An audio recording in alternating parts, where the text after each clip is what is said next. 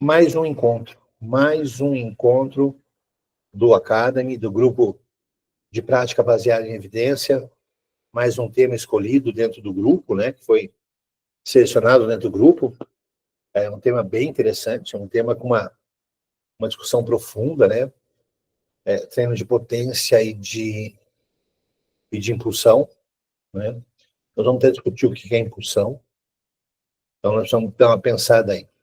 Então, mais uma vez bem-vindos. Muito obrigado por estarem aqui, muito obrigado por estarem num grupo gigantesco, que vocês participam, que vocês conversam, que vocês encontram organização para fazer parte desse negócio todo, né? De alguma forma, estão dentro de uma organização pessoal, diferente da maioria das pessoas. Tá? Não tenha dúvida que vocês já são diferentes só por causa disso. Somente pelo fato de estar melhor organizado nas coisas.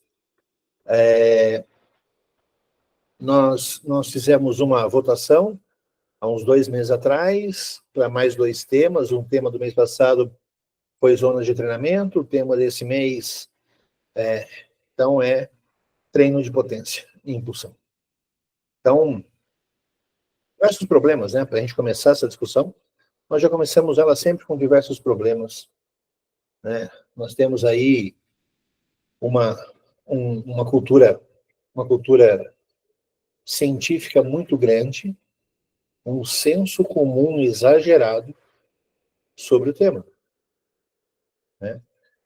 Por exemplo, eu vou pegar uma conversa intermediária nossa. Se a gente pegar a pliometria, todo mundo que está aqui sabe da pliometria.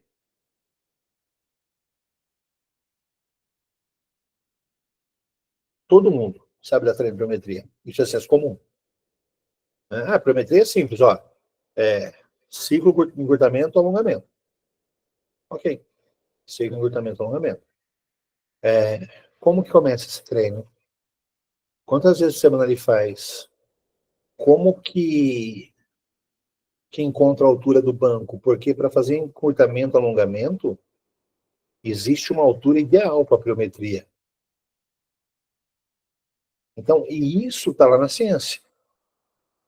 Nós temos um grande problema, que é um problema que chama vaidade, que é um problema que se chama achar que sabe muita coisa. É um problema geral, tá? Não é um problema só nosso aqui, não.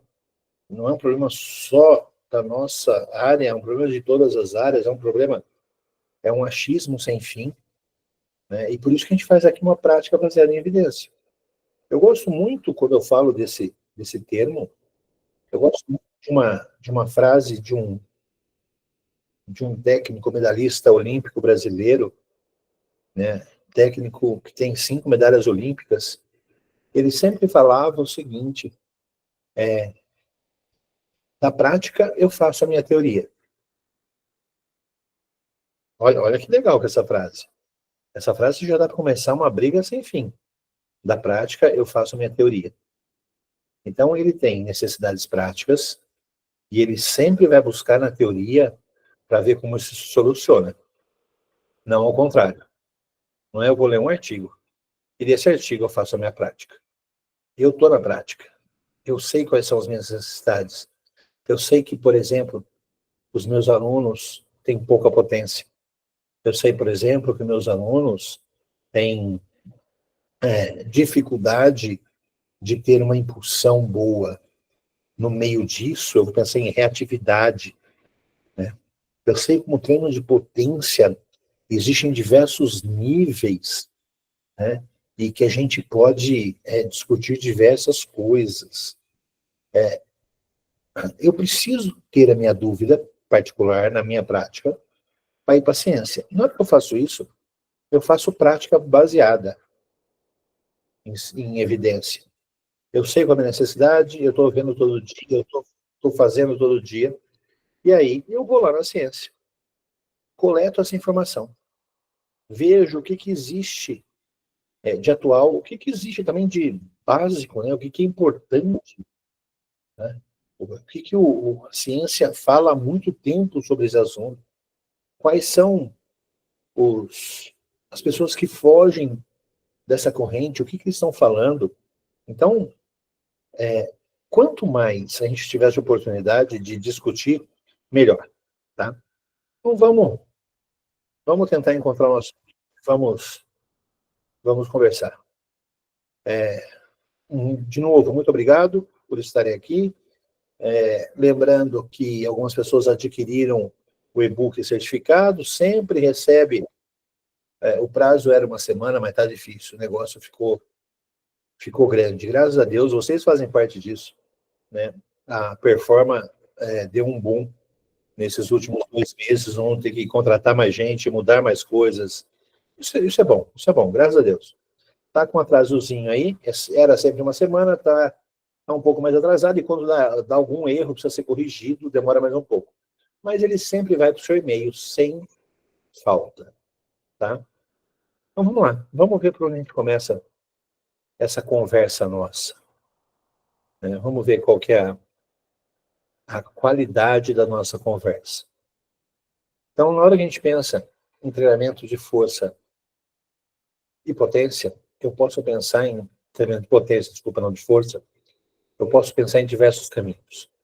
Tá? Eu vou pensar num caminho, vou fazer uma estrutura lógica aqui, tá? A estrutura lógica, ela vai ser assim, ó. Eu vou pensar o que existe para a gente fazer, quais são os nossos problemas, tá? E o que a gente tem como possibilidade, tá? Nós vamos fazer nesse caminho.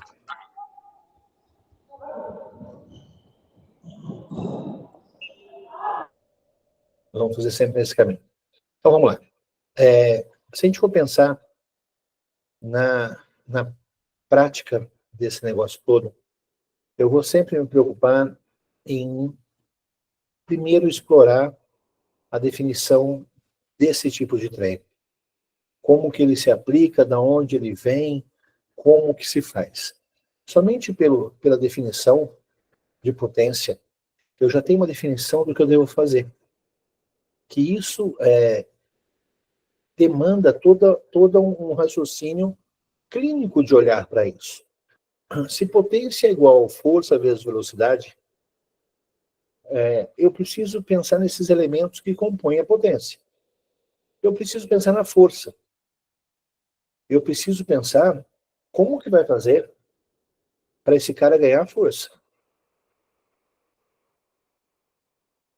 Porque o problema é que a gente vai começar, número 1, a gente começar assim, ó. A gente tem tentado começar um treino de potência pela potência. E aí é um problema sem fim. Porque se potência é força versus velocidade, o quanto que se treinou de força?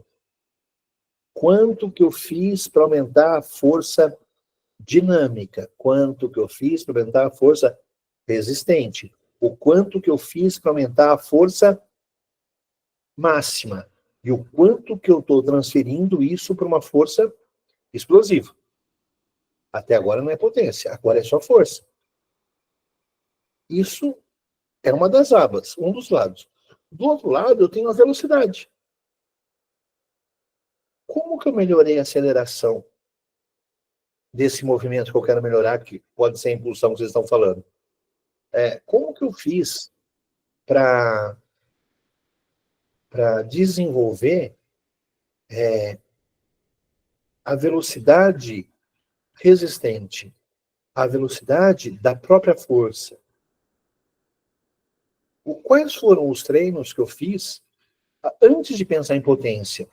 Porque se é um cruzamento... Lembra de controle de carga? Lembra de controle de carga? Conversamos bastante de controle de carga aqui. Lembra de controle de carga?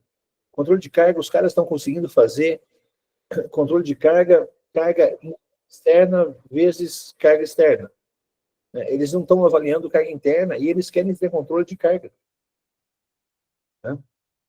Os geniais, eles são geniais. Geniais. Eles conseguem criar um valor, por exemplo, o quanto você fez de distância hoje, comparado com quanto você fez de distância ontem, esse X vira um controle de carga. Isso não é controle de carga, tá? A ciência é muito clara em relação a isso. O controle de carga é carga externa vezes alguma resposta orgânica que se teve em relação a essa carga. Senão, eu não estou medindo nada. Aqui é a mesma coisa. Eu vou começar da onde? Eu estou preocupado em desenvolver potência. Começa o que é força e o que é velocidade. A gente tem um novo caminho aí, né? A gente tem o caminho do treino a velocidade, o treino baseado em velocidade, que é uma linha de raciocínio para se trabalhar a velocidade. Também não é potência. Potência tem duas abas. Lembra que vai pela definição que você não erra o conceito. Potência se faz com treino de força e treino de velocidade. E depois, eu preciso pensar em como eu vou transferir força e velocidade para esse movimento de potência que eu quero. Vou dar um exemplo prático, porque é prática, tá? Eu joguei basquete. Por incrível que pareça, eu joguei basquete. Num certo momento, o basquete começou a mudar. Começou a ter uma mudança nesse basquete. Lembra que eu estou jogando lá na década de 80, tá? Começou a ter uma mudança. Começaram a aparecer os tal dos treinos de força. O tal do treino de força. Era meio assustador, porque a gente escutou até aquele momento que se treinar força atrapalha o arremesso, atrapalha a precisão. Não se treina força, porque se vai ficar mais pesado, vai saltar menos. E aí começa a chegar as pessoas, começam a chegar os preparadores formados nesse momento e começam a vir com o tal do treinamento de força. Eu estou falando na minha prática, 88, 89, 90. Eu era atleta lá. E aí veio com o tal do treinamento de força. Porque eu precisava melhorar a força. Tá? A força. E aí nós começamos a fazer treinamento de força. E num certo momento, o treinamento que a gente fazia era sempre pensado em como esse treinamento de força impactava no meu salto. Olha que engraçado o erro estratégico. Eles não pensavam em como eu ser mais resistente durante um jogo todo. Eles não pensavam em como aumentar minha força máxima. Eles não pensavam em como aumentar a minha força explosiva para esse jogo. Eu acelerar mais, eu correr mais, eu saltar. Era mais ou menos focado no salto. E aí a gente começa a ir para a academia para fazer o que o cara da academia fazia. Né? A gente está na década de 80, a gente fazia agachamento, extensora, flexora. Alguns locais falavam que, como esse jogo é um jogo de longa duração, é um esporte intermitente, mas ele é de longa duração, a gente deveria treinar muita resistência. Então eu cheguei a treinar, para vocês terem uma ideia, com pouquíssimo peso numa extensora de movimento, eu cheguei a fazer mais de 300 movimentos divididos em séries. Pouquíssimo peso. Eu também trabalhei em outros lugares, eu fui treinar em outros lugares, que eles já olhavam e falavam assim, a força que você precisa desenvolver é a força do gesto motor e não da máquina.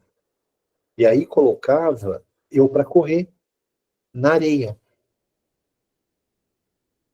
Eu para saltar na areia.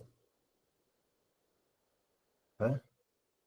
Vai ficar forte? Vai, porque está trabalhando uma variável da força que é massa. Deslocamento de massa. Quando eu saí da faculdade, eu me formei na faculdade, eu me formei em 92. E eu vim trabalhar com basquete na Ponte Preta Nossa Caixa, em Campinas. Eu vim ser um dos técnicos, né, que faziam parte desse processo todo aqui, que foi montada a estrutura esportiva aqui dentro. No mesmo momento, estava chegando no Brasil uma jogadora para jogar na Ponte Preta nossa casa, chamava Helena, uma russa. E ela trouxe o marido dela, que era um preparador físico. Ele ficava olhando a gente falar de treinamento. Eu era atleta, eu tinha acabado de me formar, então tinha todo o conhecimento científico e eu sentia na pele o que acontecia. E ele vem e fala que basquete, 92, tá? Basquete é um esporte de força máxima. A minha cabeça deu um trevo na hora. Deu um trevo na hora. E ele trabalhava numa ideia que eu não fazia nem ideia que ele estava falando, que era o desenvolvimento da força máxima em relação à força de salto. Eu não entendia. O que eu sentia? Eu sentia que eu treinava muito, fazia muita força, independente de qual era o modelo, para ter pouco ganho de resultado de impulsão ou da potência do meu salto. Eu fiquei mais forte, minhas pernas eram mais fortes, meu tronco foi ficando mais forte, apesar que eu pesava 75 quilos, mas eu me sentia mais forte nesse momento. Já fazia treino de braço, o básico, supino, desenvolvimento, puxada, empurrada. Isso aí. Mas já sentia mais força. Só que para melhorar o salto, para sentir diferença no salto, ainda acontecia o fenômeno como o melhor resultado treinar a escada. De tudo que eles falavam, de tudo que eles colocavam, correr na escada, saltar a escada, subir rápido, descer rápido, subir com passadas diferentes e descer com passadas curtas, isso gerava mais impulsão do que o treinamento de força.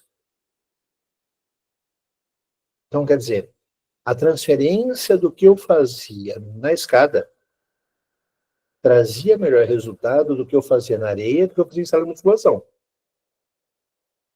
Eu senti uma diferença da mudança da complexidade do corpo nessa fase.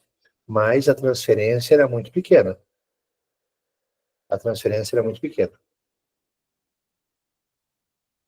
Eu tinha, vou falar de mim agora, porque a pior parte de uma coisa científica é falar de você. Né? Não tem relevância nenhuma. Mas eu tinha também visto na faculdade que quanto mais treinado eu for, mais difícil vai ser eu ganhar uma qualidade motora, uma capacidade motora. Então, eu também pensava que tudo que eu estava fazendo, como eu já era muito treinado, eu treinava a vida inteira dessa forma, como era difícil agora meu organismo ganhar. Tá? Até que acontece, eu tive uma lesão, e vem um preparador físico novo, e ele vem com umas ideias novas, e ele vem com uma ideia que ele fala assim: Mário, nós vamos transferir. Ele olha na minha cara e fala assim: nós vamos transferir força. Como a gente vai fazer para transferir força? Primeiro, vamos fazer você ser forte. Olha isso na década de 90, hein? Força para eu ser forte. Depois, nós vamos treinar potência, velocidade para você ser veloz. E depois a gente vai começar a treinar potência para você conseguir melhorar ou transferir tudo para potência. Foi a primeira vez na minha vida que alguém deu um treino complexo, que fala-se hoje com tanta diferença, como se fosse algo do outro mundo. exemplificar isso da seguinte forma. Ele queria que a gente fizesse os passes mais rápidos no jogo, que a bola fosse mais veloz. Então, o que a gente fazia? A gente pegava peso e fazia exercício de empurrar com o peso. Acabar de fazer exercício de empurrar com peso, que fez força, pegava a bola pesada de medicine ball, ficava um longe do outro e jogava um para o outro, e jogava um para o outro. E depois pegava a bola de basquete, o peso da bola de basquete, e empurrava a bola de basquete. A força se transferia para a potência de movimento, que se transferia para a velocidade de movimento, para a força rápida. A mesma coisa ele fazia no salto. Ele colocava a gente para fazer agachamento livre. Depois, para fazer escada, salto, salto, salto. Depois, ele colocava... A gente não usava elástico naquela época, tá? Esses elásticos que agora eu consigo saltar mais alto do que eu salto. Ele colocava a gente com a mão na grade da quadra. A gente ficava com a mão na grade da quadra e saltava, ajudando, empurrando com a mão. A gente saltava mais do que a gente estava acostumado. A gente saltava mais. Então, na hora que eu salto mais, eu preciso melhorar essa força de aterrissagem, eu preciso melhorar essa força de saída. Eu melhoro a condição pliométrica. Eu melhoro o tempo de reação, eu melhoro, o meu corpo se acostuma com um novo movimento, ele passa uma condição neural para o que vai acontecer. Quando meus treinos começaram a ficar assim, eu comecei a ter muita diferença. Muita diferença. E vamos lembrar, que é muito importante a gente lembrar. Se eu pensar em esporte, eu já tenho a carga do treino esportivo. Eu tenho a carga de jogo. Eu tenho a carga de treino tático. Eu tenho a carga de treino técnico. O treino físico não dá para fazer todo dia. Quando ele faz, ele precisa ser muito bem feito. Não é uma passagem pela sala de musculação. Muito bem feito. Vou voltar no conceito de novo. Força, potência, é força vezes velocidade. Pensa assim, ó, eu preciso melhorar a força resistente, eu preciso melhorar a força máxima e eu preciso melhorar força potente, a potência. Eu preciso melhorar velocidade, eu preciso melhorar a resistência de velocidade, a força máxima, a velocidade máxima e a aceleração. Todos esses componentes melhorando, eles vão impactar na potência. E na hora que eu for fazer potência, se for a impulsão, como vocês estão falando, querendo discutir, eu vou lembrar que eu tenho a força especial para ser desenvolvida, nesse caso, a potência especial, que é a impulsão. Eu preciso trabalhar um gesto motor mais rápido, mais forte e numa dimensão que a minha unidade motora não está acostumada.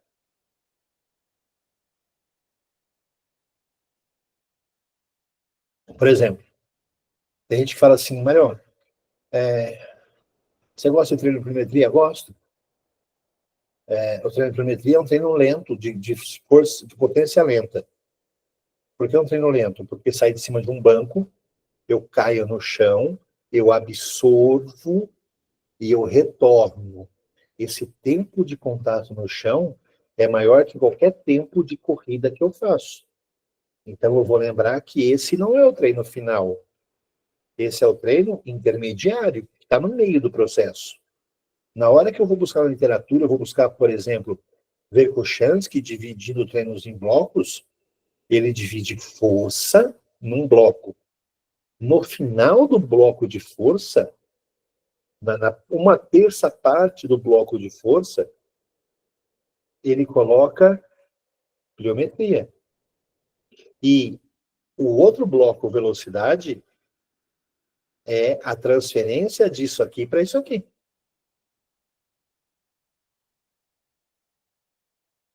Então, por exemplo, eu arranjo uma briga sem fim com o pessoal que fala do treinamento baseado em velocidade. Porque eu adoro o treinamento baseado em velocidade. O meu primeiro encoder eu comprei em 2009. Eu tenho ele aqui, eu consigo ver ele aqui, ó, daqui onde eu estou. E ele é um encoder angular, não tem nada de cabinho, não. Angular, eu consigo fazer um movimento tanto linear quanto angular.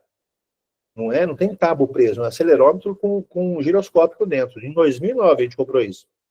Muito legal, eu treino, e controla a potência, muito legal. Mas que hora que eu treino força? Que hora que eu treino aceleração? Que hora que eu treino velocidade máxima? Então, o treinamento baseado em velocidade, ele é um treino dentro de uma gama de propostas para melhorar a potência. Porque potência é força vezes velocidade. Tá? Força vezes velocidade. Vamos lá. Vamos começar a olhar para essa ciência, o que ela fala. Tá? Ela vai falar assim, ó, potência muscular como produto da força e velocidade. Nós falamos. Ativação de fibras de contração rápida e aumento da taxa de desenvolvimento de força são essenciais. Então, volta. Guarda aí potência e velocidade, força e velocidade. Agora ela fala que é ativação de fibras de contração rápida. Tá? Eu preciso começar a fazer um movimento ser transferido cronologicamente para uma condição rápida. Ok? Então, numa bicicleta.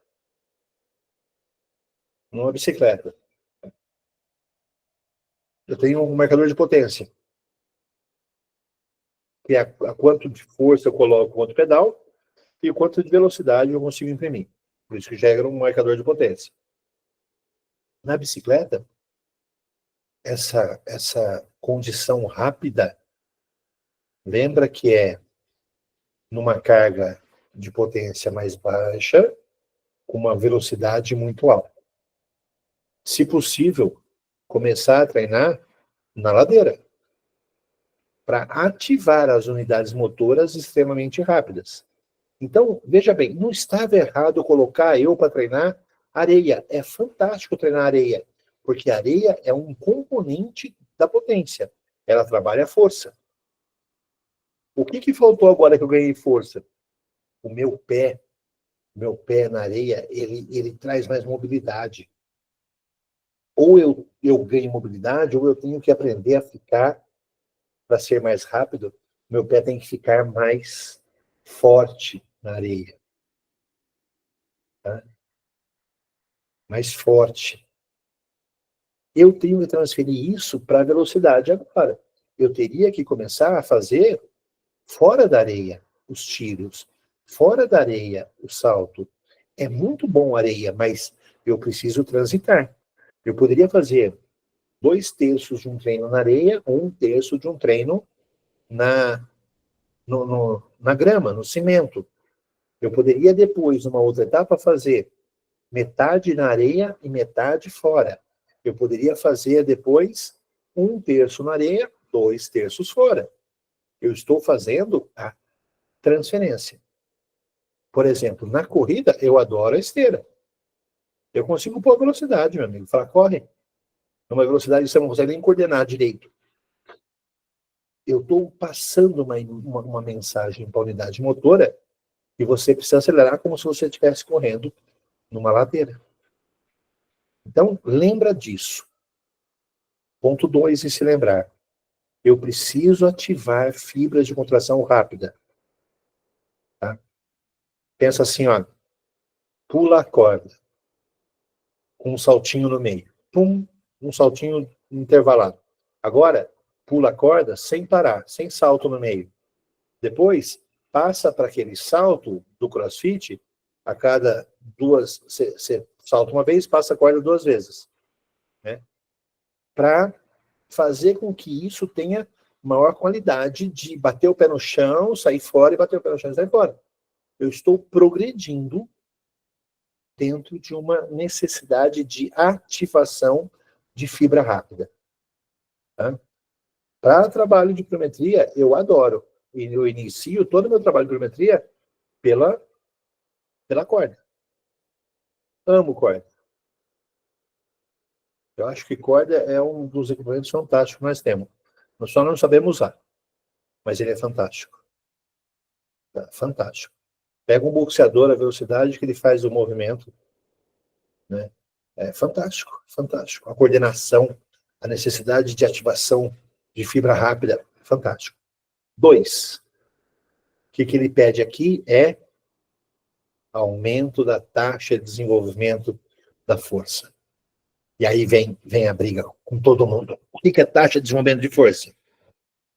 Taxa de desenvolvimento de força é aumento da velocidade dentro da unidade de tempo. Então pensa assim, ó, uma extensora sai aqui de 0 e vai até 90 graus. Ok? De 0 a 90 graus. Vamos falar que eu pego aqui entre 30 e 60 graus e meça a desenvolvimento da taxa de força entre 30 e 60 graus. Então, essa é a unidade. Quanto mais rápido eu conseguir passar por ela, com mais carga, maior é a taxa de desenvolvimento de força. Taxa de desenvolvimento de força. É a relação entre a variação de força e tempo. Então, veja bem o que ele está querendo. Olha o que ele está querendo. Onde é que está o chat? Achei. Vou colocar a definição no chat. Veja bem. Ele quer que seja agora mais veloz, eu ative um movimento de velocidade e que eu me preocupe em qualquer treino em melhorar a taxa de desenvolvimento de força, que pode ser no equipamento de musculação, que pode ser no meu movimento pliométrico, que pode ser na minha corrida, que pode ser no meu pedal. Eu preciso, então, transferir, aumentando contração de fibra rápida e aumento de taxa de desenvolvimento de força. TDF. Vamos fazer uma aplicação prática disso. Tá?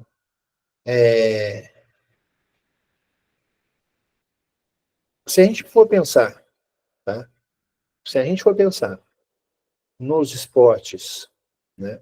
Eu tenho momentos específicos, por exemplo, salto no basquete, salto no vôlei, uma aceleração no futebol, uma arrancada no futebol. Então, tudo isso exige esse desenho chamado potência. Tudo isso exige esse desenho chamado potência. E ele começa da força, vai para a velocidade, vai para a potência em si, vai para a potência especial, pensando de assim agora, em como eu aumento a contração da unidade rápida e como que eu faço que a taxa de desenvolvimento de força aconteça. Tá? Aplicabilidade. Como que eu trago isso para uma aplicabilidade prática? Eu posso começar com a questão dos saltos, né, para aumentar essas coisas, depois que eu fiz a força, eu posso aumentar a pliometria, a velocidade, eu posso me preocupar com o salto por si só. A taxa de qualidade de salto nas pessoas está muito ruim. Os meus alunos de academia têm taxa baixa, os meus atletas têm taxa baixa, o meu jogador de futebol profissional, a qualidade de contração ou reatividade ao solo é muito ruim. Um stepzinho, sobe e desce, sobe e desce, sobe e desce. Salta, volta, salta, volta. Igual você fazia quando você era criança, você ficava na sarjeta pulando, batendo o pé para cima e para baixo, para cima e para baixo, para cima e para baixo. Essa força reativa em salto ajuda no movimento rápido. Pode falar, Oswaldo. Boa noite, professor. Professor, quando você fala que a gente tem que trabalhar força e na sequência tem que trabalhar velocidade, potência, o senhor está falando em sessões de treino com uma sequência diferente, correto? O senhor está falando para a gente treinar força numa determinada fase do treino e potência em outra, mas quando eu quero trabalhar potência, eu tenho que trabalhar antes da força, correto? O senhor apresenta a ideia de trabalhar, eu sair de um treino de força e entrar em um treino de potência na sequência? Para mim não ficou clara essa questão. Você sempre vai trabalhar tudo junto. Mas na sequência de força... A sequência é sempre neural, Oswaldo. Eu tenho que fazer força antes de fazer potência. Sim, vamos lá. Trazendo para um aspecto prático. Eu entendi, a ativação através da força. Mas você vai fazer um estímulo, você vai trazer o ganho de força, vamos botar um trabalho de força pura. Vamos desenvolver força pura. Então, vamos trabalhar com agachamento. Eu posso entrar nessa parte mais específica ou você vai tocar mais na frente? Trazer pode falar, pode. Vamos trazer uma realidade. Um atleta vai fez as ativações, fez o aquecimento, foi para um trabalho de agachamento com trabalho de força mesmo. Vamos trabalhar 3 a 4 repetições já adaptado. Terminou esse trabalho, eu vou gerar potência nele, trabalhar, sei lá, um sprint ou um trabalho de corrida estática com um determinado período de tempo curto. Ele já fadigado, ele já apresentando fadiga? São duas coisas diferentes. Por exemplo, dentro de uma sessão de força, eu vou trabalhar movimentos rápidos, movimentos de potência e movimentos de força máxima. Sim. Tá? A ordem é sempre neural. Primeiro faz os treinos de velocidade, depois faz os treinos de potência, depois faz de força máxima. Não, é isso que não tinha ficado claro para mim. Agora ficou perfeito. Conforme você for transferindo uma coisa mais para outra, fazer mais um treino do que outro, em proporção. Vamos falar que no começo fosse 10, 10 e 10. Depois eu quero transferir cada vez mais para que ele seja mais potente. Então eu vou lá e faço 5, 10, 5. E depois eu quero que eles sejam todos mais de velocidade. Eu faço 10, 5, 5. Mas eu nunca deixo de fazer força máxima. Porque se eu deixar de fazer força máxima, eu perco força máxima. Eu só diminuo a intenção. A segunda coisa, que é completamente diferente, aí já é um outro modelo de treino, que é assim, eu vou ativar a musculatura pela força máxima. Vou fazer 1, 2 séries com muita força máxima. Aí eu ativei a musculatura, eu liguei o organismo, eu dei comando para a unidade motora, eu vou fazer ela ser rápida. Então eu vou colocar, por exemplo, um movimento muito veloz. Depois eu vou trabalhar a potência. Mas isso é o trabalho de potência sendo aquecido pelos outros. Isso seria especial. Isso já não faz mais dentro da academia. Tá? O primeiro momento eu posso fazer tudo dentro da academia. Eu posso fazer tudo no agachamento. O segundo momento da força especial, eu já estou lá no meio do campo fazendo. Ou estou lá no meio da pista fazendo. Eu estou no meio da quadra fazendo. Eu vou ativar, vou fazer ele agachar com muita força, vou fazer ele fazer um pliométrico, e a partir daí eu vou querer fazer com que ele salte muito rápido. O salto muito rápido, ele não pode ter a altura de um salto pliométrico, porque senão ele se torna lento. Então, o salto muito rápido é um treino de salto com muita velocidade. Tá?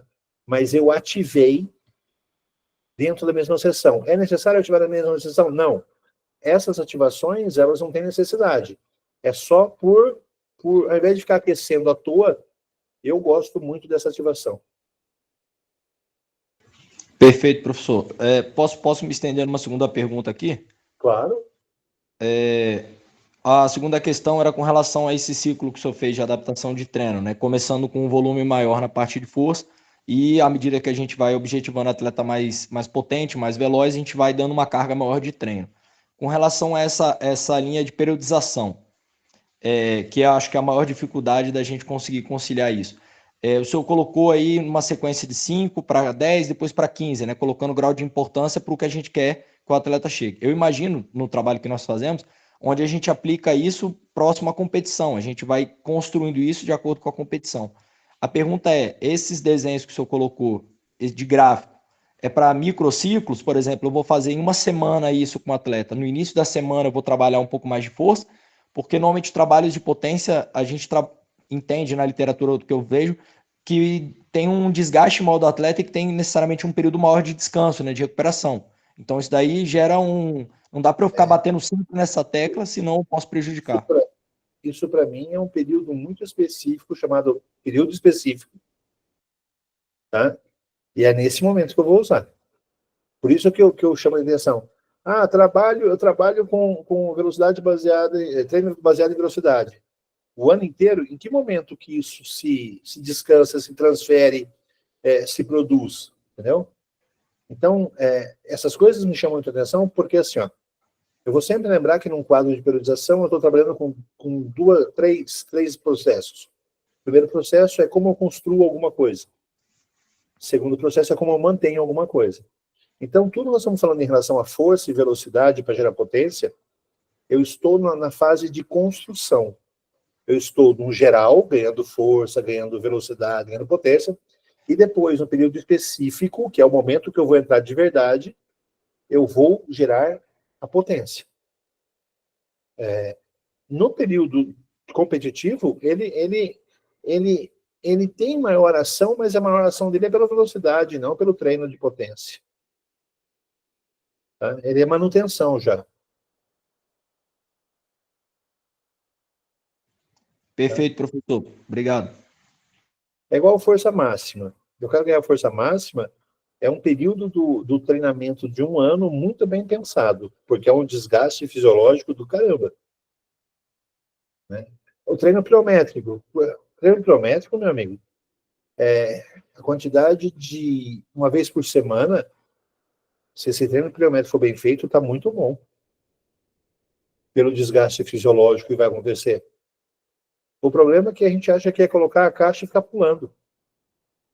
E aí igualzinho força máxima, eu fico pulando, eu perco qualidade, eu consumo o meu próprio músculo e eu não ganho o que eu precisava ganhar.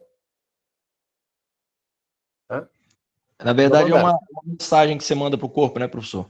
Se você está incentivando ele a fazer várias vezes, você não está querendo um corpo potente, que é um corpo resistente, né? Consegue fazer aquilo várias vezes por mais longo período de tempo. Sim, é isso. Vamos lá. Importância da potência muscular no alto rendimento. Demandas de movimentos explosivos como esportes específicos. Diferenciação de força e potência, comparação e importância para os esportes. Aplicabilidade prática, discussão sobre o impacto de potência no desempenho dos esportes, como quadra e campo, e estratégia prática, demonstração de treinos específicos para esportes, saltos verticais para o voleibol, aceleração para o futebol. Vou voltar agora aqui. Tá? Eu fui lá, li a ciência, que é a importância da potência no alto rendimento. Tá? A demanda dos movimentos explosivos são necessidades específicas para o esporte. Então, olha que interessante. Eu mandei no grupo hoje um artigo que eu mando facilmente para fazer uma boa arranjar uma briga. Sabe aquela coisa que você tem guardada na manga, Lázaro, só para arranjar um problema? Esse artigo, eu acho demais esse artigo.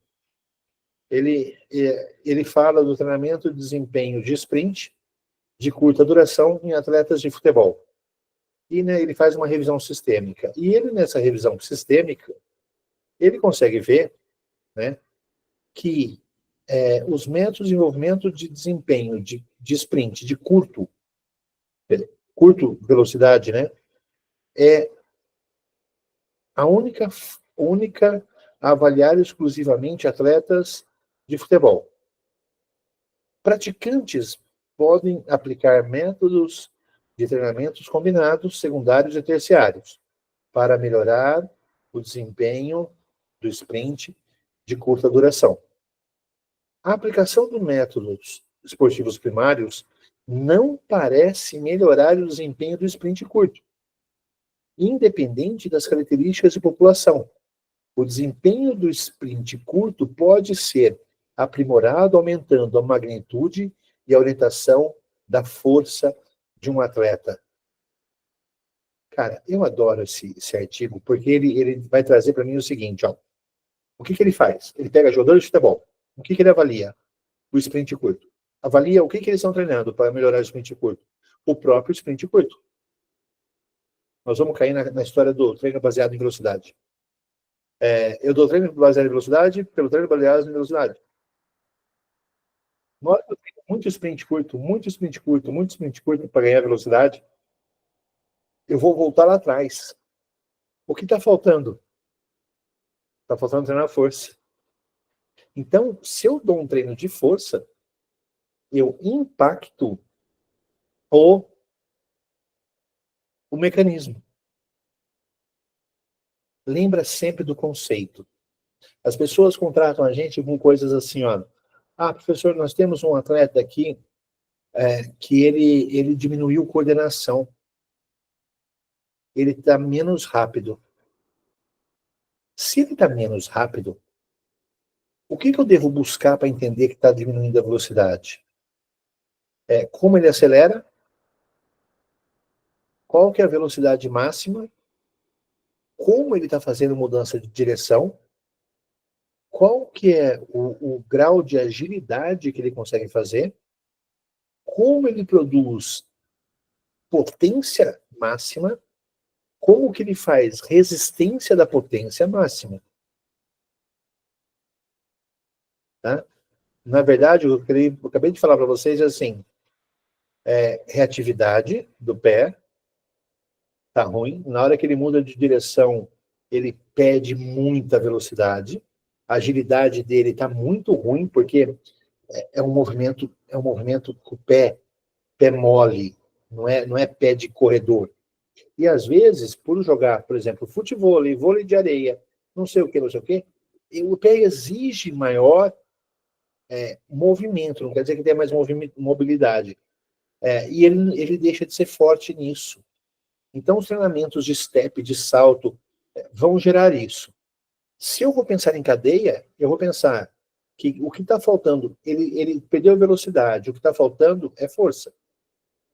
Porque velocidade eu vou conseguir treinar rápido. Eu preciso da força, eu preciso da potência. Então, se eu sei o conceito, eu sei qual o caminho que eu preciso desenvolver.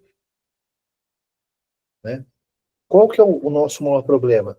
Por exemplo, hoje a pessoa passa pela gente no consultório, eu passo que aconteceu tal problema e que nós temos que resolver. E aí eu peço para conversar com o técnico. E aí, com o técnico não, o preparador físico, né, às vezes. Eu peço para conversar com o preparador físico. Aí o preparador físico, eu falo assim, os testes que nós fizemos, eles apontam que tem uma falta de força aqui, uma falta de velocidade aqui, um grau de movimento de tornozelo de X. Eu preciso que seja feito nessa etapa esse movimento. Sabe quantas vezes isso vai acontecer?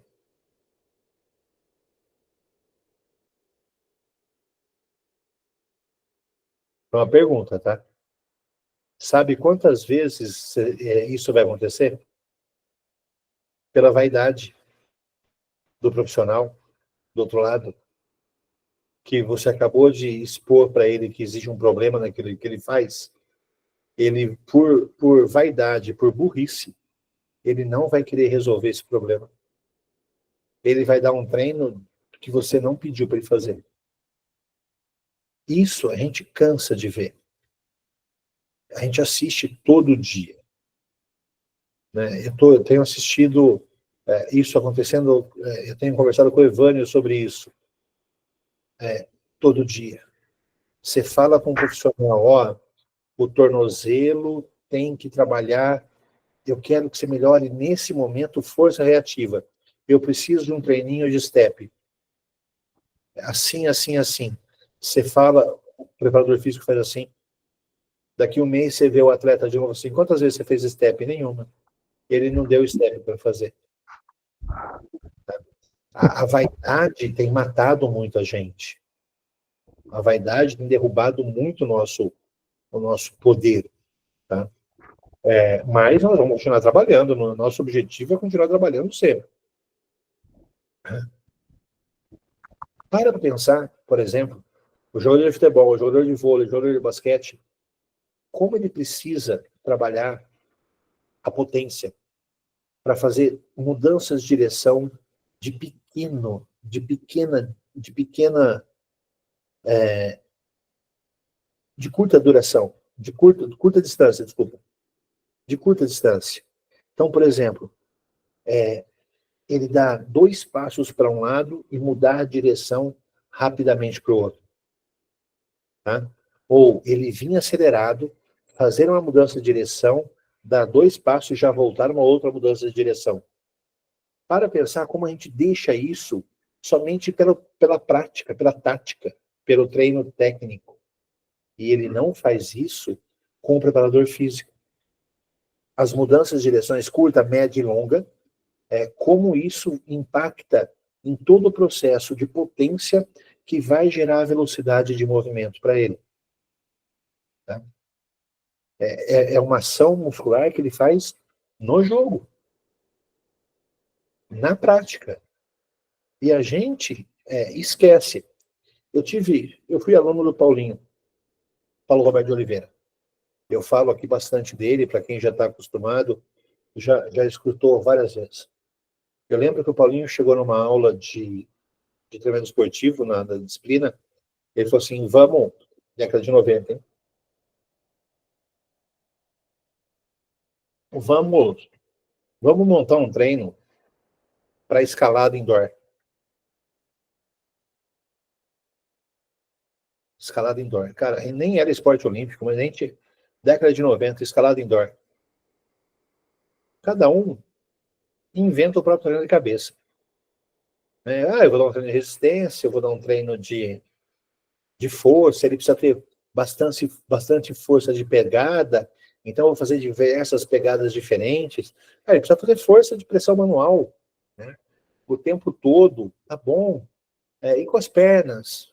Aí ferrou, a gente já não sabia responder. Em que velocidade? A gente já não sabia responder. E aí ele falava o seguinte, ele falava, você quer montar um bom treino? Vai lá e filma o esporte. Filma a competição, filma o jogo.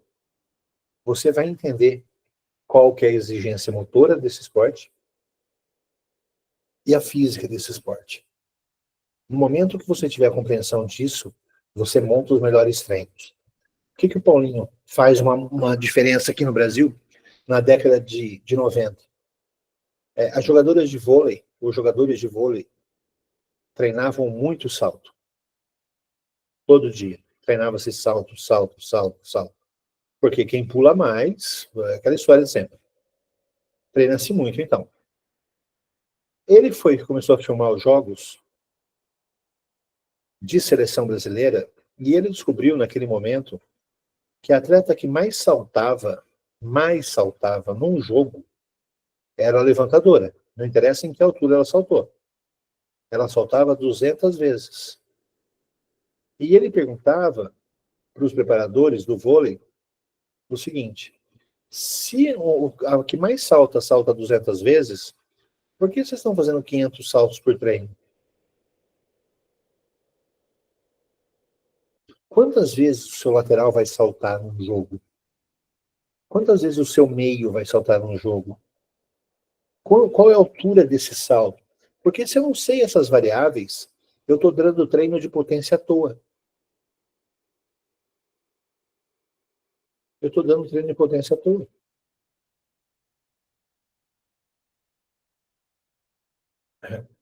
No futebol foi a mesma coisa. Nós estamos falando do futebol brasileiro da década de 90, na hora que ia treinar resistência, corria-se em volta do campo. Na hora que ia treinar agilidade, colocava 30 metros de cone e fazia o cara fazer 30 metros de movimento. Aí você assiste um jogo e olha, não existe 30 metros de movimento em zigue-zague. O que está fazendo de errado? Né? E aí o Paulinho, nesse primeiro momento, ele falava assim, a gente faz 10 vezes de 30 metros. Nós temos que mudar, nós temos que fazer 30 vezes de 5 metros. 30 vezes de 10 metros. Nós estamos errando na dimensão do jogo. Né? E aí se gera a potência, e aí se gera a velocidade para o esporte. Então, o conceitual, ele se encaixa agora com o próprio esporte. Tá? Depois disso, que eu entendi que é força e velocidade, eu vou pensar nos métodos de treinamento pliométrico, tá? Que é o ciclo, alongamento e encurtamento. Como que essa energia potencializa o movimento, ok? Eu vou pensar que existem saltos verticais, que a gente está acostumado, saltos unilaterais e saltos em lançamento. Tá?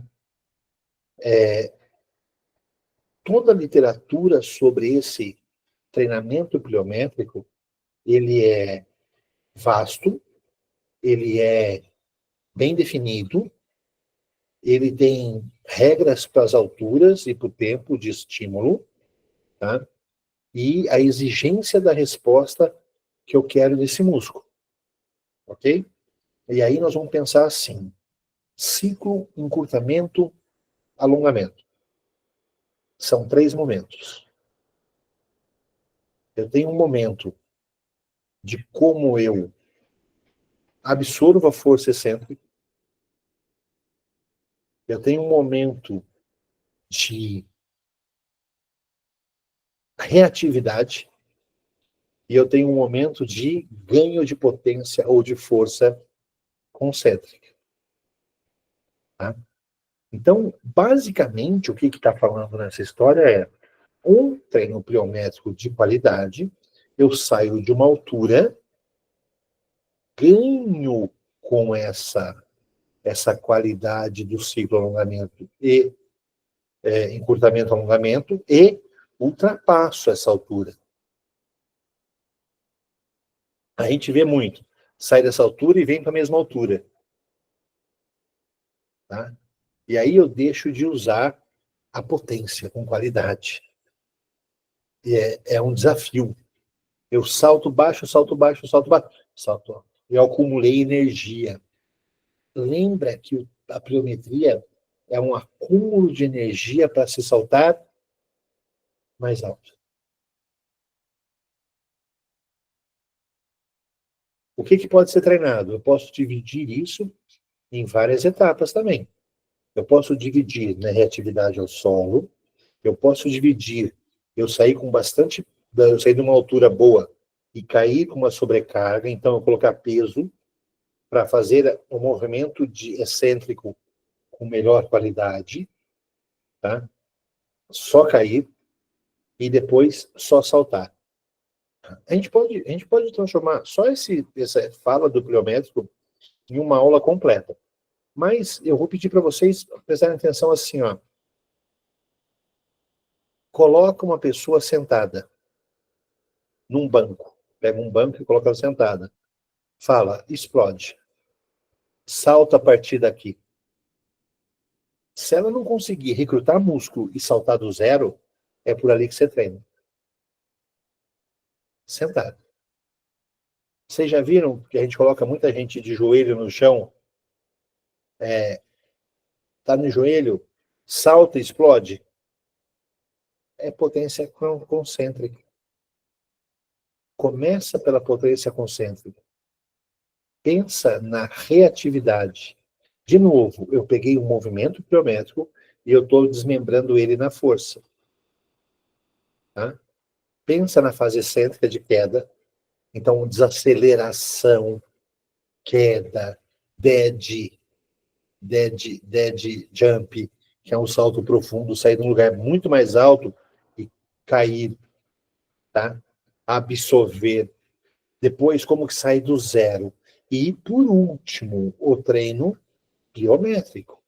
Lembra, nós tivemos uma das aulas que nós fizemos aqui na jornada, não nos encontros, mas na jornada, nós chegamos a falar do treino de potência, de pliometria, até quantas vezes, em que dia eu coloco ele. Nós tivemos essa conversa já. Agora, o que nós estamos fazendo é desmembrando isso. Então, para se gerar qualidade e potência no pliométrico, eu também consigo fase excêntrica, reatividade e fase concêntrica. E o próprio gesto pliométrico. O próprio gesto pliométrico com carga faz com que eu tenha treinamento de mais força. O próprio gesto pliométrico com velocidade me faz ter o treino de velocidade. Por exemplo, chama reatividade. Eu salto no chão, eu saí de cima de um banco. Eu salto no chão e salto para frente. Eu mudei o vetor. Eu salto de um banco, eu salto no chão, eu salto para frente e acelero. Eu salto para cima, eu caio, eu salto para frente. Eu saio para cima, eu caio, eu salto para frente e acelero. Tá? Eu estou pensando em como vou transferir isso para a velocidade agora.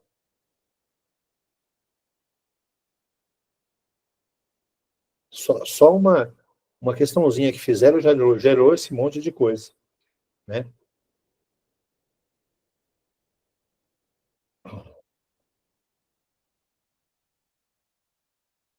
Então, eu preciso pensar numa estratégia prática em rotinas pliométricas simples e seguras, que os alunos possam testar com progressão do treino, começando no salto no lugar e evoluindo com salto em deslocamento. Se eu pensar em impulsão agora. Então, eu tenho que pensar na impulsão, que é um dos nossos temas, que eu vou sair do salto no lugar e eu vou pensar no salto em deslocamento. O exercício que eu mais uso na preparação física de um atleta se chama stiffness, o salto rígido.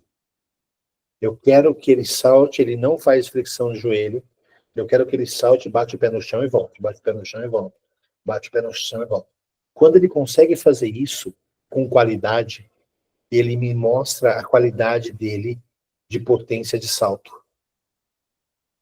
Tá?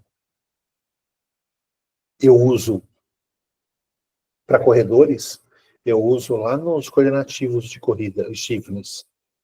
E ele é tão legal que pela qualidade do stiffness, e é um gesto motor de muita qualidade, que exige coordenação, é um salto rígido, é um salto que eu quero que tenha uma altura boa para se fazer, eu consigo ver fadiga.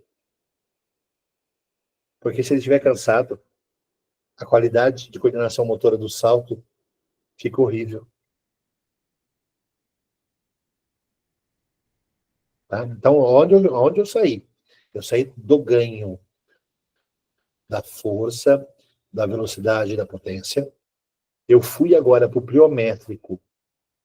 Para fazer isso, lembra, ação muscular rápida e desenvolvimento da taxa metabólica de força. Taxa de desenvolvimento de força. Depois, aplicabilidade para os esportes e agora, o próprio pliométrico. E do pliométrico eu caminhei para o salto. Tá? E eu uso como base desse trabalho de força para salto, para corrida, para um monte de esportes, eu vou usar o stiffness como um grande diferencial. Tá? O salto rígido. Vamos em frente. O levantamento de peso olímpico, né? Ele também é um método de treino de potência. O arranco, o arremesso e o clean fazem parte de um treino de potência. Se você pegar qualquer levantador olímpico, você vai ver o que esses caras saltam é algo assustador. Por quê? Porque ele faz recrutamento de fibra rápida com sincronização neuromuscular. Tá? Isso vai gerar a melhoria da explosão. Tá? Treinamento básico. Treinamento básico. Esse é o treinamento que o cara vai fazer na base, lá no geral. Eu vou fazer ele fazer o arranco, eu vou fazer ele fazer o levantamento, eu vou fazer ele fazer o clean, ele vai ganhar força máxima e explosão de movimento.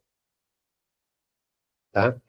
Então lembra que LPO é um método de treino de potência, que pode ser incorporado nos treinos que eu quero fazer. Tá? Só que eu, particularmente, como trabalho com outros esportes, ele é um método quebrado lá no começo da preparação. Para mim, não é método de final de preparação. Tem algumas pessoas que conseguem colocar ele método final de preparação. Eu não gosto dessa ideia. Tá? Para mim, a ideia é que no método final de preparação, eu faça a potência especial, o próprio gesto motor pela potência máxima que ele consegue produzir. Tá?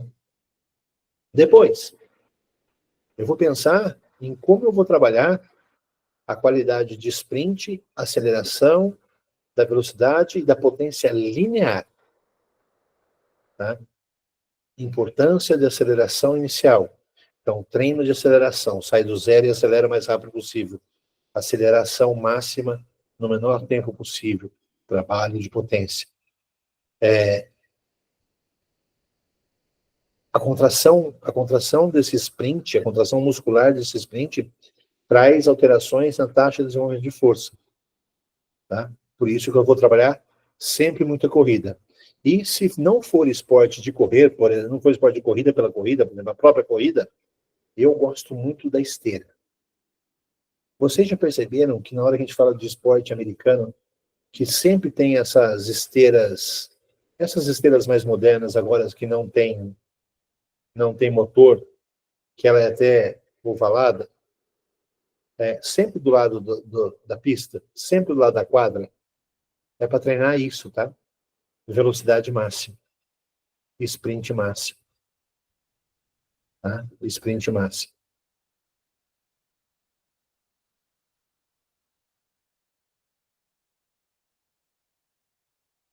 Variações de sprint, duração, tempo de descanso curto, processo de recuperação diferente, ver o quanto ele ganha no seu treino de força, de velocidade, ele consegue ganhar sprint.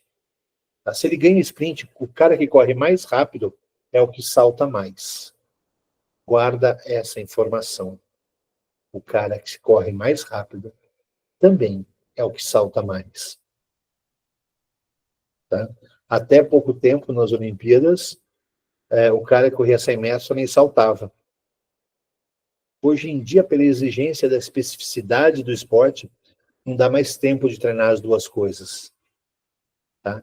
Mas esse cara que salta muito, que corre muito, né, ele vai ter um impacto muito grande no salto. Tá? Mais um método. E o próprio treinamento explosivo, movimentos de alta intensidade e baixa reprodução. Aumento da taxa de força e melhoria da eficiência do movimento explosivo. E aí, por exemplo, nós vamos falar de um Kaiser. Tá? Kaiser, para mim, é uma das questões que mais me assustam no treinamento de potência. Eu tenho um equipamento que ele gera potência. Dentro do equipamento existe uma avaliação que faz potência. Tá? Tá lá no equipamento como faz essa avaliação. Aí eu tenho a possibilidade de trabalhar com cargas super máximas, acima da máxima, que eu não consigo pôr em equipamento de musculação normal. Eu tenho a oportunidade de desenvolver potência. Existem dados na literatura que é melhor para hipertrofia do que o próprio treino de hipertrofia. Para idoso nem se fala. O treino de potência, ele traz uma diferença para o idoso assustadora de hipertrofia. Aí o cara investe R$100 mil no equipamento Kaiser, para o professor dar treino como se fosse um negócio de elástico. Puxa devagar com pouca carga. Puxa devagar com pouca carga. Empurra devagar com pouca carga. Cara, se eu vou comprar um equipamento desse para você for dar esse treino, eu compro elástico, tá? É muito mais barato. O Kaiser, ele é um equipamento pneumático de potência. Não existe a menor lógica de pegar um equipamento desse e se treinar força, ou se treinar movimento elástico nele. Ele é um movimento de potência. Um equipamento que gera potência. Eu posso acelerar com altíssimas cargas que o equipamento me protege de um monte de coisas. Eu posso treinar muita coisa num Kaiser. O problema é, de novo, a gente pega um método e por vaidade emburrece o método. E esse negócio não é algo fora do normal. No equipamento está descrito como faz. Todo equipamento Kaiser tem descrito como faz isso.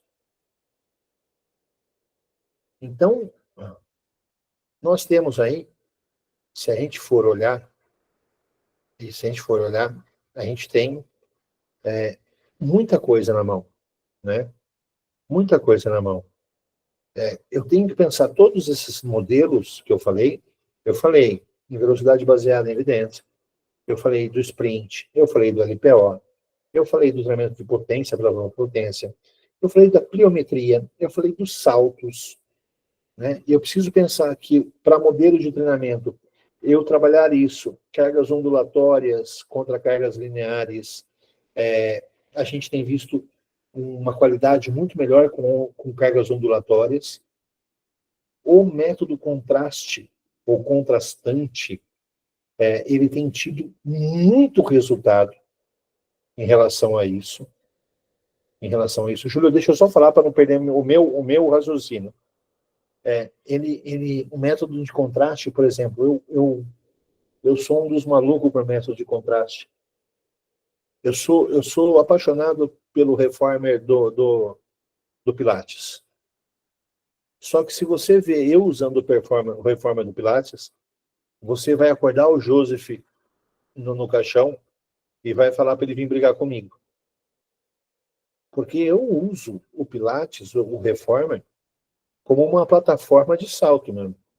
Eu ponho o cara deitado com o peso do corpo dele, ponho a tábua lá no pé dele, amarro tudo os negócios e faço ele saltar. Então eu dou um treino de força pesado no leg, por exemplo, e coloco ele no reformer. Eu coloco ele no jump, ao invés de ficar parado no intervalo. Então, o ondulatório e o contraste para treinamento de pliometria tem vindo com um grande diferencial. Tá? Tem dado mais resultado. Um exemplo também é, por exemplo, agachamento pesado e salto vertical. Você fazer agachamento e fazer isso saltar num jump, por exemplo. Tá? Também pode ajudar. Vai, Júlio, manda bala.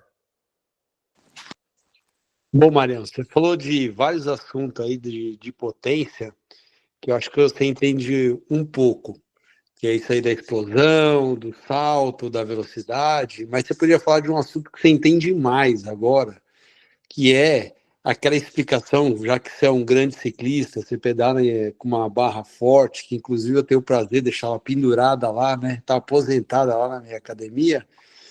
Esses ciclistas que pedalam, sei lá, 170, 180 e depois pegam uma montanha com perto de 10 graus de inclinação, por mais de 5 minutos eles estão acima dos limiares deles de potência e conseguem subir desse jeito, né?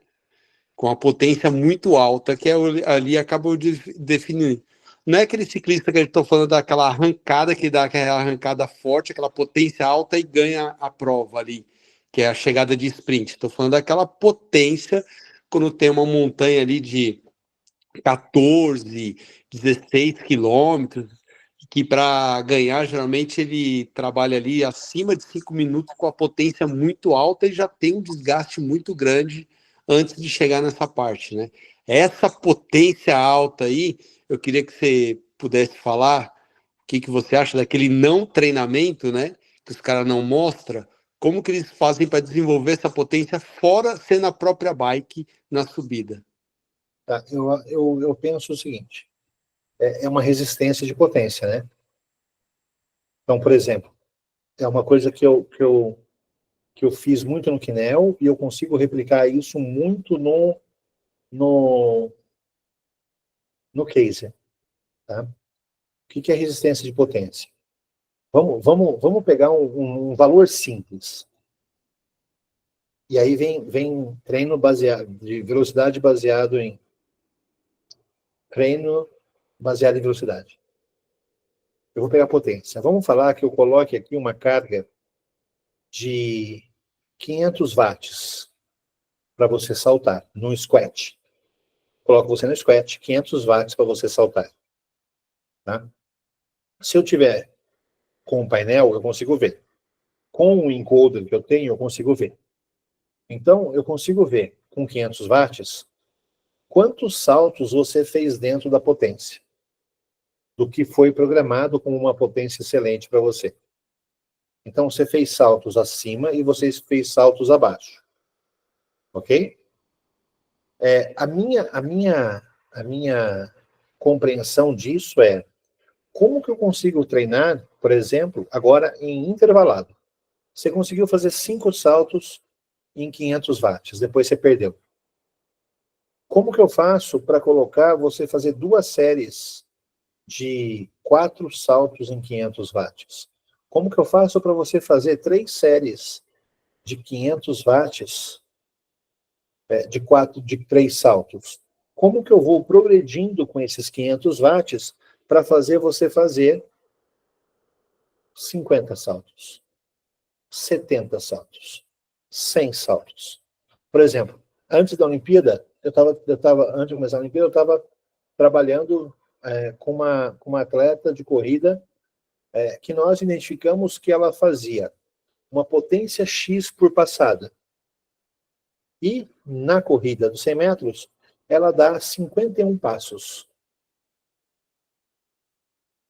Eu preciso fazer com que 51 passos seja feita na melhor potência possível e numa regularidade de potência. Então, para mim, é só medindo. É só medindo. Por exemplo, Júlio, vamos pegar uma história do ciclismo que a gente gosta.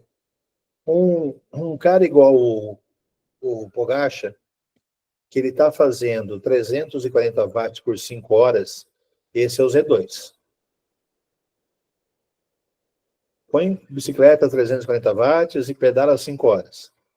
Ele gerou uma uma resistência de potência para 5 horas. Se eu for trabalhar agora em 500 watts, como que eu faço para esse cara conseguir fazer 10 minutos, 15 minutos, 1 hora?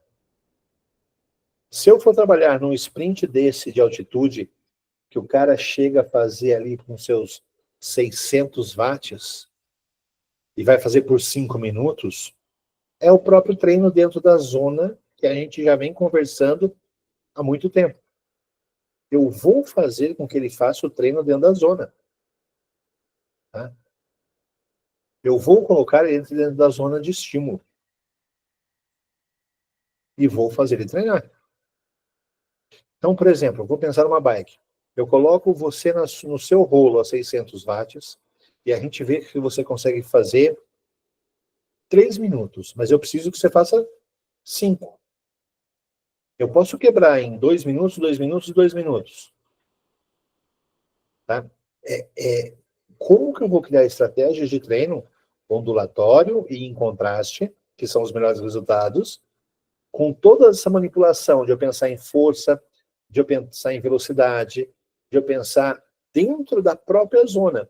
E aí vem o Lázaro com a nossa história da tridimensionalidade. Eu vou criar Nós vamos escrever um livro, eu, Lázaro, sobre isso. Né? Nós vamos escrever um livro. Se eu pensar que para uma ação muscular em um nível X de watts de potência, eu preciso construir as capacidades para chegarem nesse nível e suportarem esse nível por longo período para gerar resistência. Então, o que o Júlio pediu e falou foi, nós estamos falando de potência, ele está falando de como montar um treino de resistência da potência agora. Eu acho que é um segundo momento que a gente pode pensar em conversar sobre isso. Como elaborar a resistência. Por exemplo, pensa num lutador de MMA. Eu coloco ele num equipamento e meço que a força de potência dele acontece em X quilos. E eu medi lá. Só que esse lutador de MMA, ele faz essa força potente, ele precisa ter ela com qualidade para 5 minutos. Fora todo o desgaste da própria luta. Porque se ele entrar em isometria na luta para segurar golpe, ele já vai perder um monte disso.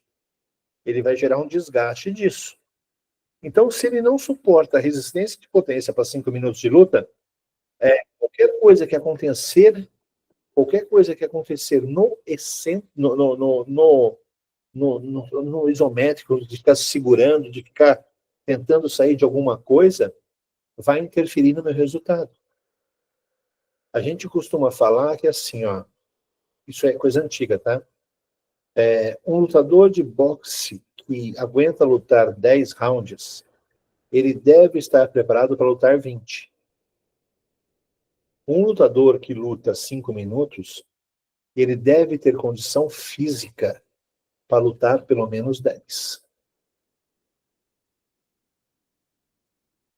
É difícil. O treinamento, ele é um negócio complicado. E a gente tem que conversar e não se fechar. A gente tem que repensar, a gente tem que discutir, a gente tem que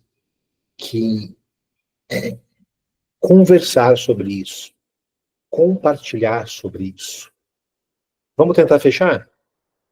Vamos tentar fechar?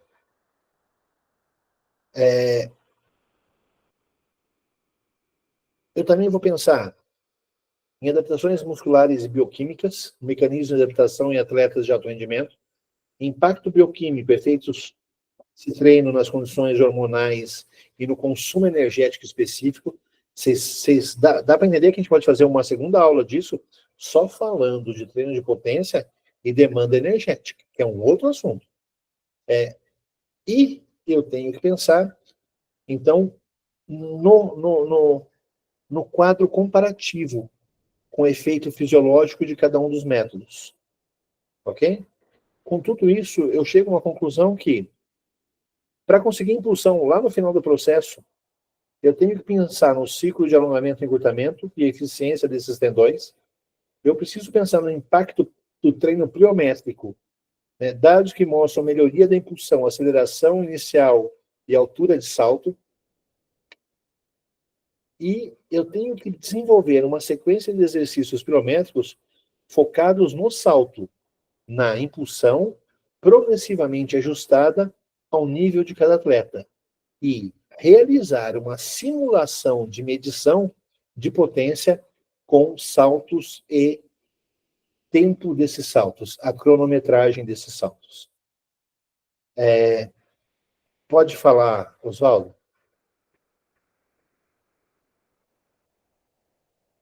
Oi, professor. Oi. Professor, eu dei uma boiada aqui, eu acredito. No primeiro momento, o senhor até trouxe o exemplo de uma atleta de, acho que era voleibol, em que ela tinha um estímulo de 200 saltos no melhor dos cenários dela, né? A atleta que mais saltava em relação às outras atletas. E que não fazia sentido, no caso, ela ter um volume de treino muito acima disso. Uma vez que a realidade dela já era maior da equipe, consequentemente o resto já não faria sentido continuar tendo um volume tão alto. Aí agora o senhor trouxe um exemplo, eu concordo, antigamente a gente tinha muito essa visão de que um atleta tinha que render aí pelo menos, se ele vai lutar 5 rounds, que ele tem que render 10, né? Por isso que a gente trabalhava sempre muito boxeador a corrida, né? Você sempre já começava o treino de um boxeador, o cara corria 8 km, 7 km, porque você já treinava ele cansado, né? E isso daí já simularia um estímulo, né? Não estou falando que isso é o certo. Mas ficou um pouco antagônico para mim essas duas visões, professor. Uma coisa é o vôlei, outra coisa é o boxe. O vôlei foi estudado que não se dá mais que 200 saltos. Em 5 sets se dá 200 saltos. Não tem 212 saltos. Na luta, em 5 minutos, se o cara me segurar no chão, e ele que me segurou, e eu que tentei sair, nós vamos gerar um desgaste pela força isométrica enorme e vai impactar na minha potência de soco. Por isso que eu tenho que estar melhor preparado do que o tempo da própria luta. Hoje, eu não acredito na história de correr 8 quilômetros, mas eu faço o meu lutador de MMA lutar meia hora sem descanso. Eu levo 5 sparrings, 10 sparrings para ele, o sparring entra descansado a cada 1 minuto para bater nele, e ele que se vira para dar um jeito para vencer esse sparring. Eu gosto muito de colocar sparrings diferentes. Então, por exemplo, um do boxe, um do jiu-jitsu, um do Muay Thai, um só do MMA, que vai variar essas coisas, e um do wrestling, por exemplo. São 5 lutas completamente diferentes. Cada um que entra lutando da forma que a gente pedir.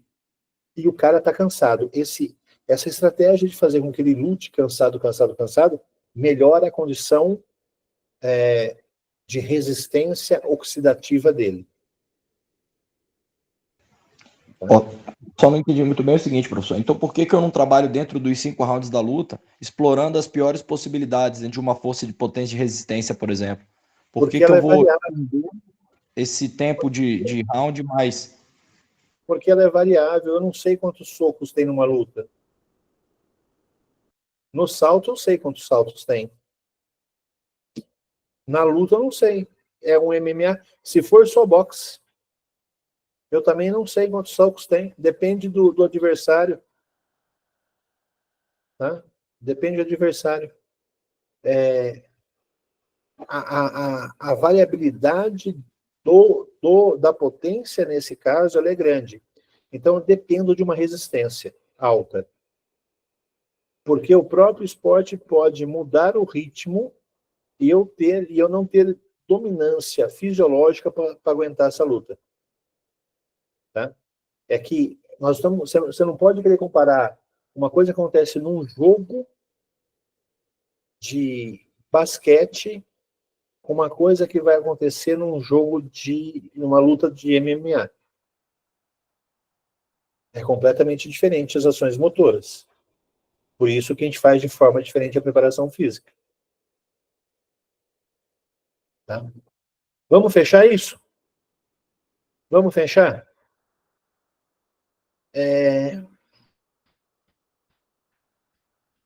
Vou fazer um resumão. Resumão é assim, ó. Potência, força, vezes velocidade. Nunca esqueça disso. Eu tenho métodos que trabalham a força, eu tenho métodos que trabalham a velocidade. E depois, eu tenho métodos que trabalham a própria potência. Tá? Nós falamos de vários, do LPO, da quebra do treino de potência concêntrica, do treino de potência excêntrica, do treino de reatividade do solo. Nós falamos da potência pelo próprio uso da potência pelo uso da velocidade. Né? Nós falamos de como o impacto de cada um desses métodos vão impactar na potência total. Eu vou ter que entender o seguinte, que para ter efetividade com isso, eu vou lembrar que existem mecanismos de adaptação, eu vou me lembrar que existem métodos lineares ondulatórios, eu vou me lembrar que existem métodos de treinamento que trazem melhor resultado para isso. Mas o que eu vou lembrar para vocês, de forma geral, para se conseguir ter potência,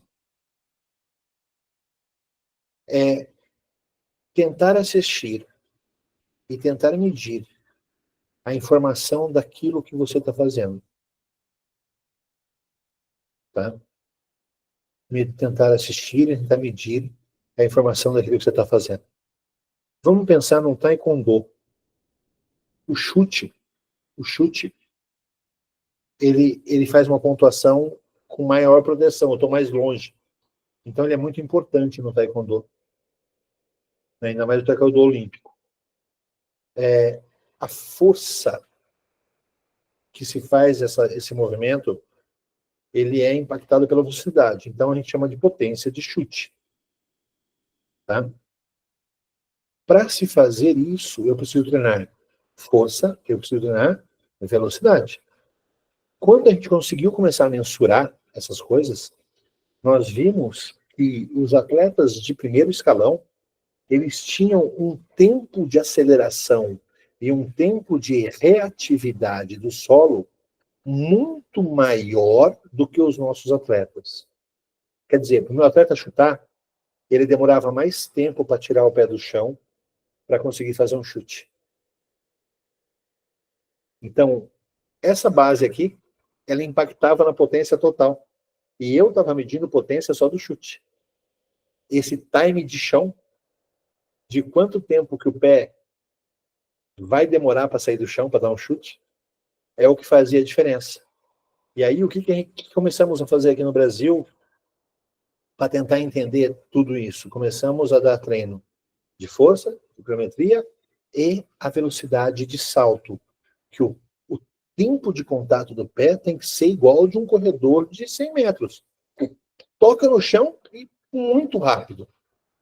Então, na hora que treina, eu treino pensando em taxas de momentos de força, eu treino pensando em ação rápida da contração muscular. Então, para a gente fechar essa conversa aqui, eu acho que é assim, não é só fazer exercício rápido, não é só medir de uma forma, e não é só acreditar no método. Os diversos métodos vão impactar de uma forma. Para eu ser efetivo nisso, eu preciso chegar com que esses métodos caminhem para o especial. E eu consiga transferir isso tudo para o especial. Tá? E aí eu pergunto para a gente fechar a aula, por que a escada me dava mais transferência do que os outros treinos?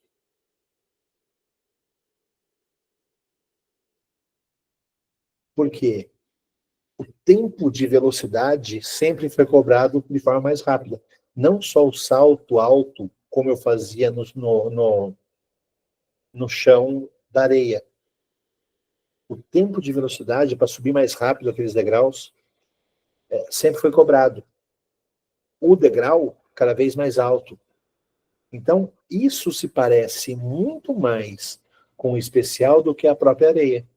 A areia ajudou muito? Ajudou, porque ela deu força. Tá?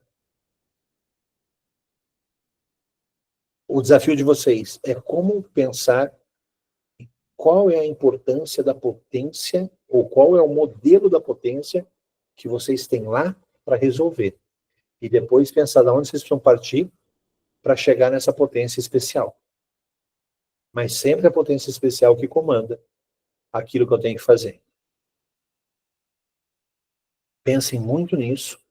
Pensem que a gente tem visto, inclusive a gente sabe, porque a gente já teve aula disso, que um teste de um RM não é quanto mais peso, é quanto mais peso dentro da unidade motora de velocidade. Por isso que os testes de um RM estão errados. É a maior velocidade aplicada dentro de um espaço de tempo. Potência é sensacional. Vocês fazerem se eu tivesse que indicar vocês fazerem 2 cursos importantes que eu acho. Um é de treinos baseados em velocidade. Tá? E o outro é um curso de potência no próprio case. Eu acho que são 2 cursos sensacionais para dar uma luz aí, um caminho de como trabalhar a potência com efetividade. Fechou? Foi bom? Valeu? Boa. Pode falar, Oswaldo. Ô, professor, estou até sem graça de perguntar novamente aí, peço desculpa a todos. Excelente, professor, explanação. Ficou uma dúvida para mim o seguinte, muitas vezes é difícil a gente perguntar, depois de uma explanação como essa, o que deve ser feito do ponto de vista dentro de um planejamento de um atleta, ou seja, quantas vezes eu vou trabalhar potência numa sessão de treino, ou no mês, etc. Eu sei que são múltiplas variáveis, mas às vezes alguma informação do tipo o que não se pode fazer, o tempo máximo de descanso. Eu digo isso porque às vezes fica difícil a gente materializar o conhecimento no dia a dia de sala, entende? Mas não dizendo que... Oswaldo, se eu tiver 2 dias na semana para fazer isso, eu penso em um dia em tudo que é para cima, outro dia tudo que é para frente. Eu penso no desenvolvimento da potência vertical e eu penso no desenvolvimento da potência horizontal de um atleta, tá? Que seja de basquete, de vôlei, de futebol, de corrida, do que for. Se eu tiver 2 dias para trabalhar, eu vou pensar um dia tudo que é para cima, e aí as forças, as velocidades e tudo que faz isso, e o segundo dia tudo que é para frente. Tá?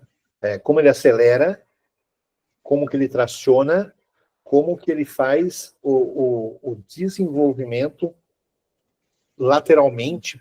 Alternando o vetor de força, né? Um dia de vetor para cima, um dia de vetor para frente. Vetor para frente é para trás, para o lado, para todos os lados, tá? Horizontal. Tudo isso em 2 dias.